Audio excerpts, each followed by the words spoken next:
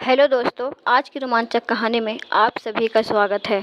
मेरा नाम सोनल है। मैं हरियाणा की रहने वाली हूँ। मेरा कद 5 फुट 5 इंच है। मैं शादीशुदा हूँ। मैं आज अपनी ससुराल की ज़िंदगी शेयर करने जा रही हूँ। रोज़ाना की तरह आज फिर भगवान का नाम लेकर उठी थी कि रसोई में आई और चूल्हे पर चाय का पतीला चढ़ाया। फिर बच्चों को नींद से जगाया था कि वो स्कूल के लिए तैयार हो सके। कुछ ही पलों में मैं अपने सास ससुर को चाय देकर आई और बच्चों और नाश्ता तैयार किया, और इस बीच मैंने बच्चों को ड्रेस भी पहना दिया। फिर बच्चों को नाश्ता कराया। पति के लिए दोपहर का टिफ़िन बनाना भी ज़रूरी था। इतने स्कूल का बस भी आ गया और मैं बच्चों को बस तक छोड़ने चली गई। वापस आकर पति का टिफ़िन बनाया और फिर मैं जूठे बर्तन इकट्ठा किए। इस बीच पतिदेव की आवाज़ आई कि मेरे कपड़े निकाल दो। उनको ऑफिस जाने के लिए कपड़े निकाल दिए। अभी पति के लिए उनकी पसंद का नाश्ता तैयार करके टेबल पर लगाया ही था कि छोटी नंद और यह सब कहकर गई कि भाभी, आज मुझे भी कॉलेज जल्दी जाना है, मेरा भी नाश्ता लगा देना। तभी देवर को भी आवाज़ आई कि भाभी, नाश्ता तैयार हो गया क्या? पति और देवर ने नाश्ता किया और अखबार पढ़कर अपने अपने ऑफिस के लिए निकल पड़े। उतने मेरे से खाली बर्तन उठाया और सास ससुर के लिए उनका परहेज का नाश्ता तैयार करने लगी। दोनों को नाश्ता करवाने के बाद फिर बर्तन इकट्ठे और किए और उनको भी किचन में लाकर धोने लगे। इस बीच सफाई वाली भी आ गई।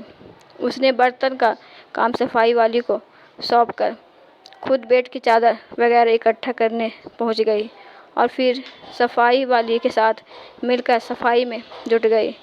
अब तक 12 बज चुके थे। अभी वह पूरी तरह कम समेट भी न पाई थी कि बेल बजी। दरवाज़ा खोला तो सामने बड़ी नंद और उसके पति व बच्चे सामने खड़े थे। मैंने खुशी खुशी सभी को आदर के साथ घर में बुलाया और उनसे बातें करते करते उनके आने से हुई खुशी का इजहार करती रही।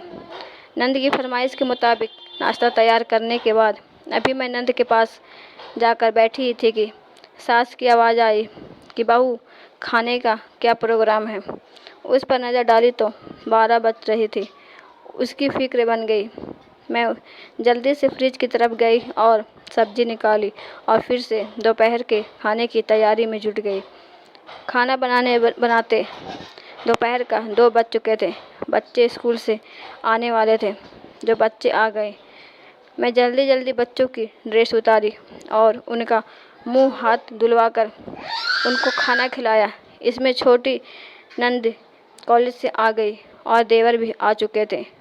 मैंने सभी के लिए मेज पर खाना लगाया और खुद रोटी बनाने में लग गई तो उसने मेरे से फिर बर्तन जमा करने शुरू कर दिए। इस वक्त 3 बज रहे थे। अब तो मुझे भी भूख का एहसास होने लगा था। मैंने हॉटपॉट देखा तो उसमें कोई रोटी नहीं बची थी। उसने फिर से किचन की ओर रुख किया। तभी पतिदेव घर में दाखिल होते हुए बोले कि आज देर हो गई है, भूख बहुत लगी है, जल्दी से खाना लगा दो। इतनी जल्दी पति के लिए खाना बनाया और फिर टेबल पर खाना लगाकर पति को किचन से घर में रोटी बनाकर लाकर देने लगी। अब तक 4 बज चुके थे। अभी मैं खाना खिला ही रही थी कि पतिदेव ने कहा कि आ जाओ, तुम भी खा लो। मैंने हैरत से पति की तरफ देखा तो उसे ख्याल आया कि आज मैंने सुबह से कुछ खाया कि नहीं। इस साल के आते ही वह पति के साथ खाना खाने बैठ गए। अभी पहला निवाला उसने मुंह में डाला ही था कि आंख से आंसू निकल आए। पतिदेव ने उसके आंसू देखे तो फौरन पूछा कि तुम क्यों रो रही हो? मैंने खामोश रही और सोचने लगी कि इन्हें कैसे बताऊं कि ससुराल में कितनी मेहनत के बाद यह रोटी का निवाला नसीब होता है और लोग इसे मुफ्त की रोटी कहते हैं। पति के बार बार पूछने पर मैंने सिर्फ इतना कहा कि कुछ नहीं, बस ऐसे ही आंसू आ गए। पति मुस्कुराए और बोले कि तुम औरत भी बड़ी बेवकूफ़ होती हो, रोना शुरू कर देती हो। आप इसे शेयर नहीं करेंगे।